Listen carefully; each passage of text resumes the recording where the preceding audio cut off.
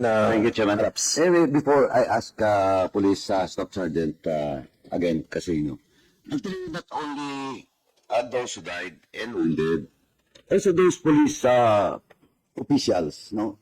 Whether kahit mga PNCO, we were also victim of such campaign during the previous administration. So, marami po yan. Marami pong mga forms of violation of the rights, no? Marami po yan. For example, yung mga police na pinatay din. Di ba? Because they're being accused that they're involved in illegal drugs. And the proof is, their names is listed in the detectives list. Tapos, kailangan ma-check natin, tsaka makuha yung data dun, tsaka ma-imbestigahan. Ano na ba ngayon yung status ng mga yun? At kung sabihin pa natin na those in the list and was killed are really involved, no? Really involved in that, in the drug trade. But still, they have the right. Diba? Yan, for example, ganyan. Second is, those names listed in the detectives list that was assigned sa malalayo. Then pagdating na doon, pinatay. Diba, marami yan. So, we have to get that list and documents. For example, I will cite you one example, Mr. Chairman. Sa amin galing, yung Colonel Rapis, nasa detectives list, narilig, inassign din sa Sabanga. Doon na siya inubutan. Until now, the case is unsolved. And the hero now, in front of us, of course, are all our heroes now, in line of duty. And they received such support from the previous administration and even in this administration. But yung sa akin, ang is also my concern is those police officers being victimized. Mamaya po, i-discuss sa inyo yung ilang mga data. And to prove you that indeed, ang dami pong police officers na matitino, magagaling, just because they don't believe on such program. And some of those are politically, quote-unquote, inclined. Then sa mga political opponents, are being victimized. Mamaya po, we'll discuss on that. Now, Police Staff Sergeant, Kasi bago ka lumayo doon sa issue na, I wanted to show something lang. tapusin mo na yung kasi, no? Balik ko lang. May relation to doon sa sinabi mo. Mamaya, pinunta ko lang yun, just to make the point that all those witnesses now, in front of us, are witnesses that was wounded in line of duty. Tama? In line of duty, legitimate operations against drugs. Di ba? Illegal drug trade. Now, Kasi di ko yung mga namatay, di ba, ng mga police officers in line of duty, legitimate drug operations. Now, doon kay Casino, kasi ano lang ako doon, medyo curious, kasi di ba, may nakita mo na baril. Tama? Tapos, pag-rescue ka. Tama po? Yes, sir. Ano yung nakita mong binaril? Yung kasama ko po na Intel Operatives po, Your Honor. Mas intel operative ng Yung San Carlos po. San Carlos. Yes po, Your Honor. So, binaril yung police na yun. Yes po, Your Honor. Namatay. Namatay po, Your Honor. Namatay. Yes, Okay. So, sino yung police officer na yun na namatay? Police Corporal Jimbo Agtarap po, Your Honor. Okay. Now, in that case, in the killing of that police officer, ano yung motive that was established? Ang pagkakalam ko po dyan, Your Honor, is may nag-conduct po yata siya ng surveillance po, Your Honor. At Hindi, ganito muna. Yan, yung pagkakaalam mo. But what is the official findings? Kasi we have to check that eh. Kung was conducting surveillance operation for what? Now, next is, bakit, sabi mo ngayon may kaso, di ba? Yung pending case with regard to the 3 alleged assailant. Tama? yes, Your Honor. Okay. Now, paano mo natutukoy na yung tatlo mismo? Yun. Yun sila. Yung isa po doon po, Your Honor, is na nakilala ko po talaga, Your Honor. At How did you know him? yung pamaril po sa akin po, Your Honor. At kasi nilabas po niya yung body niya po niya, Your Honor, lang sa passenger side po, Your Honor. So, na-identify mo, na-idean mo, nung nagkabarilan na. Yes, Your Honor. Okay. So, mga gun for hire, na-establish ngayon. Yes, Your Honor. Gun for hire connected in what? Sa ano? Sa drugs po, Your Sa Honor. drugs. Okay, anyway. So, most probably, but of course, this is not conclusive. Ito lang yung maring teorya, kaya kailangan natin makuha yung case na yan. So, maring teorya is, nagsasurveillance sa police na yon, yung namatay ba? Namatay siya? Yes, Your Honor. Yung namatay, nagsasurveillance in relation to drug operation. Tama. But of course, it all still depends on the actual investigation and the motive established in that killing, di ba? Tama. Yes, Okay. Mr. Chairman, dapat lang talaga yung mga namatay na mga nasugatan in line of duty, dapat talaga suportahan. Because we want to encourage our police personnel and officers not to do their duty diligently at the same time and for the love of country, for peace and order, no? So, ako, I salute all those victims, no? Or, not victims, but all those police officials that was wounded and some of them killed in line of duty and in legitimate operations. Dapat talaga suportahan.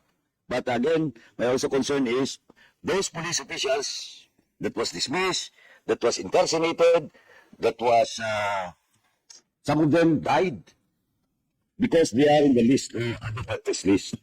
Yun po yung isang concern ko dito. Kasi mamaya't maya po, Mr. Chairman, as I have said, I will present to you some data with regards to, medyo, ito, mabuti nandito yung Napolcom, no? Para magkaalam-alaman na. Kasi,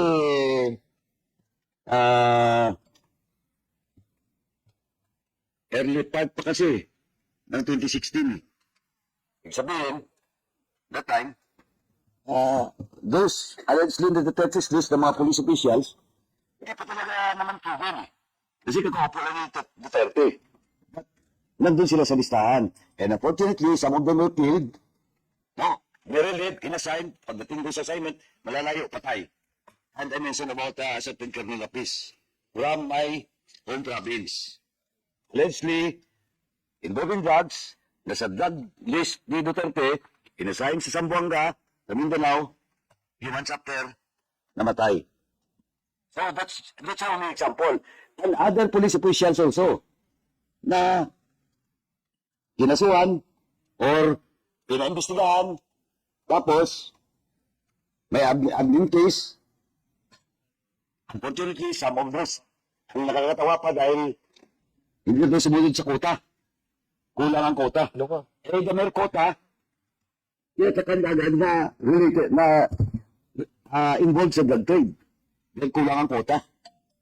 So, Mr. Chairman, again, mamaya po, after siguro ng mga witnesses, I will present to you just one of the many cases, no? One of the many cases na kawawa po. Kawawa. Well, in fact, isa pa pala, Mr. Chairman, mayroon ba mga police officials yun sa Piyaw that time? No? They narrated to me. No, nagkataon lang na taga-amin. Magka-general pa, kawawa. Kasi ito. Nilagay din sa Piyaw. Tapos pinapawi. Kulang na humawak doon sa gate na hindi lumabas sa krano because they know for the fact that pag lumabas sila doon, patay sila. Just like what happens in all those, some of those officials. Ang daming kaso. Oh, Mr. Chairman, I will also mention, Colonel Ebrio, now, former Chief of Police of Bacolod City, now General. Kawawa rin yun. Biktima rin yun. I do not know him. I do not know him, his background. But gusto ko mga Mr. Chairman, next hearing, papatawag ko yan. Why? Because he was relieved in Bacolod City because of that failed ambush of the number one councilor of Bacolod City during the time. Fortunately, nabuhay. A certain councilor, Kalotan, the owner of Compistuan, a very popular high resort in Negros Occidental, Bacolod City. Inambush. Nabuhay. Of course, being the victim is a councilor, what will I do as a chief of police? I make sure the safety of that councilor, pinadala na police. Para ma-secure. Baka abutan pa sa ospital. Nalaman ni Duterte. Yung sa po, nandun sa LPC Hotel, sa Bacolod City, nag-grant. Nandun pa yung chief of police. making sure the security of the president. Nag-rant. Pinagalitan. Pinagmumura in public. Yung Colonel Abreu at the time. Few days after, pinarelieve. Because of what happened in Canutan. But, for the record, the name of Canutan was delisted few months after. By whom? By the president. Because it was recommended by Espinido. When Espinido was assigned Bacolod City. Clear po yung pangalan. Kaya, ano ngayon yung he never even asked for apology to the police officer. Ngayon, ewan ko lang, general ngayon, but napihaw ka because you're just doing your job, hindi mo alam na mga operatiba yun, galing Manila or galing somewhere else. Di ba? Yung mga ganon. Kaya Mr. Chairman, So, in other ano yung reason? Chairman Caraps, they are also victims. Yeah. Yeah. Mr. Chairman, Para ma-invite in sila. particular, but I have a lot of police officers to be invited, and even a Polcom next hearing. Now, Mr. Chairman, I move to invite, I do not know now if he is now general or retired na. Hindi pa. General Pardo. Si General Torre. Sir, class 95 po. He's currently the deputy chief of the PPDC, sir. Holding the rank of police colonel, sir. Police colonel pa rin? Yes, sir. Saan siya naka-assign? Sir, sa PPDC, sir. Yes po, sir. So, 7 ka man, di ba? 96 po, sir. 26? Yes, sir. Oh. 95 siya, Colonel pa rin siya. Yes, sir. Anyway, Mr. Chairman, I move that we invite Police Colonel Ebrio on the next hearing. Okay, we'll be inviting Colonel mamaya po. the next hearing. Mamaya. Again, Mr. Chairman, I just want to state na ako sinasabi ko, we need to support all those killed, the families of all those killed and wounded police officers. Saludo ako sa kanila because they died in line of duty defending this country against illegal drugs.